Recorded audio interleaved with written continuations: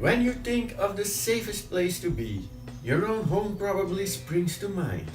However, you'd probably feel safe amongst a bunch of toys in a store as well. I mean, be honest, what could possibly go wrong there, right?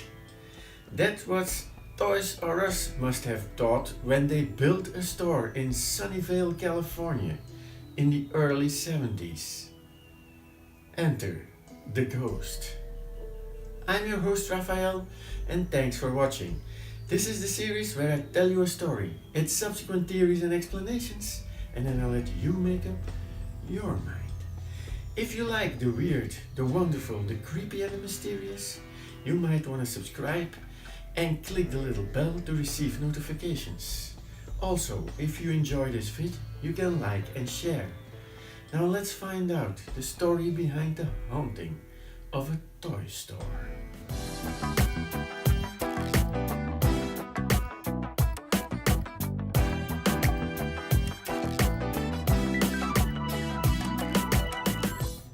Staff and customers at the Sunnyvale, California Toys R Us store have experienced strange goings on. Actually, something they believe was a haunting. It's not just one or two people, but many. Staff hearing their names whispered to them, cold breezes and objects moving of their own accord. Taps would turn on by themselves in the woman's bathroom, and many of the store's female employees have experienced something unseen playing with their hair. A male ghost then, or a lesbian female one. Never anything violent happened, and it does not seem to target anyone in particular. Well, except mainly women then. Some staff have come to terms with the ghost and regard it as a friendly, if a little mischievous, presence. Good for them. I would run for the nearest exit. But when the phenomena was first seen back in the 1970s, the staff were a little freaked out by the strange poltergeist phenomena, so outside help was sought. They brought in then renowned and respected psychic/medium Sylvia Brown to make contact and try to find out the identity of the spirit. And lo and behold, she succeeded.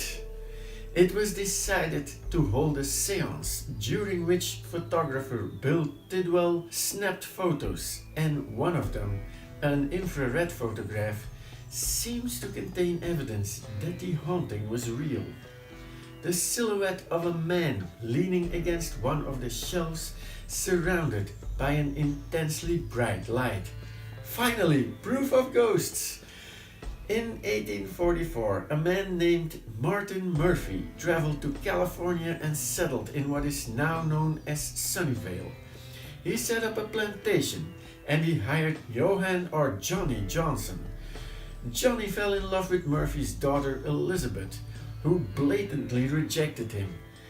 The age-old story, he probably wasn't good enough.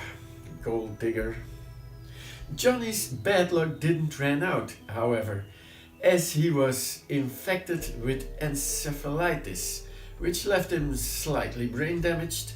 However, he was still capable of working on the ranch. Yeah, crazy but still exploitable.